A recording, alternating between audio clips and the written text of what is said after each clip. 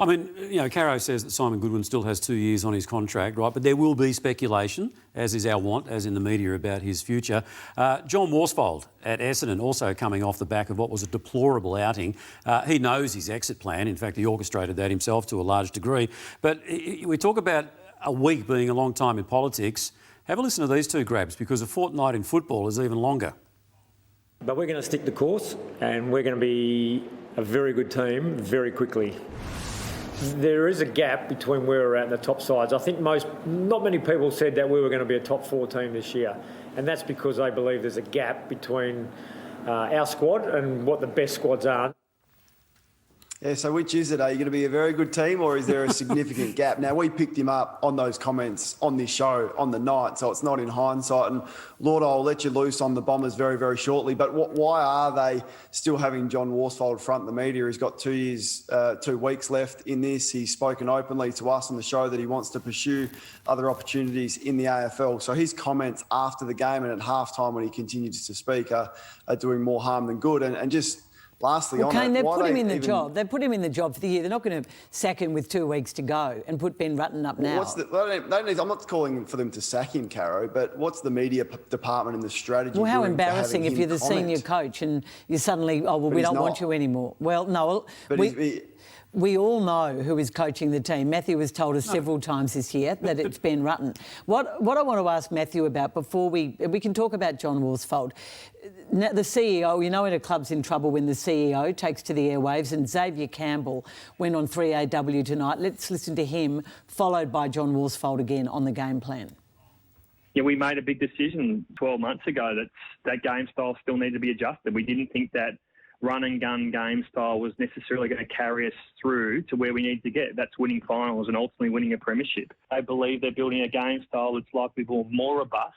It's more likely to get us to a point where we can win finals and win Essendon a premiership, and that is our goal, and we are hell-bent on achieving that. Well, our focus is on the way we want to play footy, the game style that we want to bring and consistently play. So we're in the very early stages of that. We're around 10, maybe 11. So we've only had that many opportunities to actually play our game plan, and with the training restrictions, that's probably slowing up our progress in that regard. I'm so confused by this. Ben Rutten came to the club at the end of 2018, Matthew. Now, not everyone agrees with at the club agrees with what John Worsfold said, that COVID has made it difficult to practice this new game plan. But I thought Ben Rutten was teaching them the new game plan last year. Have they changed the game plan? Well, that's right, Caro. I think the game plan is very different to what it was last year. Obviously, they made a final, but got beaten badly in that first final with that run and gun game style. They've obviously saying there we need to tighten it up. But now they've become very robotic, so system-based that they've lost all their instinct in the game. But I've heard so many things from Xavier and the football club over so long, and I made some strong comments about their culture at the start of the year, and they've never rang me about any of my comments, but I copped the phone call about that, questioning where it was at, and I said, well, the proof's in the pudding, guys. Yeah, I'll only speak about what I see, and they said, we're turning things around. I said, well, I look forward to seeing it. Who rang you? I won't say, if someone official at the football department. Yeah, football department, yeah. Right. And I just said, OK, that's all good and well, but I've heard so many words, as has so many Essendon members and fans who are passionate about this club, who haven't seen a finals win for 15 years. But they're all words until you can show it out there on the footy field. And 12 weeks has gone past and they've beaten two Adelaide and Hawthorn. There's a disconnect, isn't there? If not everyone agrees with what the senior coach is saying, there are two different, one fronting the media, as Kane says, and then someone else coaching the club. And then you've got, there was funny, the response at halftime, there was laughter both last week and this week, wasn't there? This is where it stems though, Caro. I think they've got to take a good look at themselves, the administration, Xavier and the board. They've got to take a good hard look at themselves, what they've done right.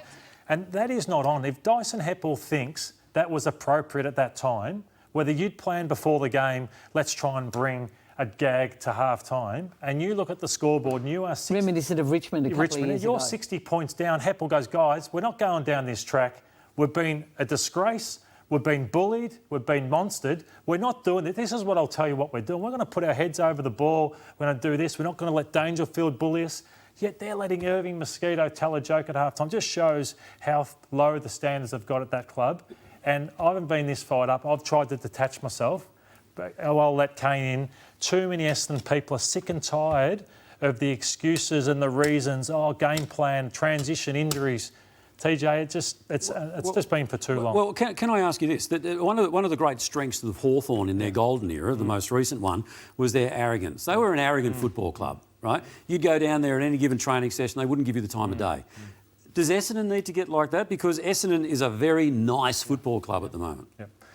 I'm not sure, TJ, in terms of... I know back when the best teams I was part of, they were brutal. When you had Dean Solomon, Mark Johnson, Jason Johnson, Dean Wallace, mate, I was glad I was on their team. And there's no one I'd be fearing on that Essendon team at the moment. Kane? Yeah, and I can back you up because you hated playing against those guys. Hated playing against Dean Solomon. And I played with Damien Hardwick, these hard-nosed players. Who is that for Essendon now? And we've spoken a little bit about their midfield and just how small they are through that midfield. So you go and get Dylan Shield. Now, he's a bit bigger than the others, but they're just far too skinny when you look through the best teams and the highest-ranked teams in the competition at the moment. Look at the size of Port Adelaide's midfield. Look at Geelong and the strength of that. So Essendon, I'm not sure, and Ross Lyon questioned how much room they've got in their salary cap, who they can go and get, who's on the market, but they need to bolster that midfield and they need a big body inside. And just to talk about the confusion, you've touched on the coaching confusion. I'll show you the leadership confusion and whether they know what's right and what is a good culture. This is extraordinary. So Cale Hooker, that's fine. He was in for 17-18, out 2019 and 20. Hurley, he was good enough to be in 2017 and 18, but out 2019. He's back in 2020. That should say in. Zach Merritt, you win a best and fairest, but you're out in 2020. Zaharakis, you're in 2016 and you're out 17, 18, 19, but come back in 2020. You've obviously changed some things. Fantasia, 2018 and 19, you're in. Can I leave the club? Yeah, but we'll vote you into our leadership group, and then Sheila Smith come in. I think Fantasia, in fact, came into the leadership group again this year. Yeah, but he said, I don't want to be in it. So every year they probably come up with things that sound good, but then players get voted in and out on that. But the explanation about Merritt leaving, I still don't understand. No, he'll probably win their best and fairest again. So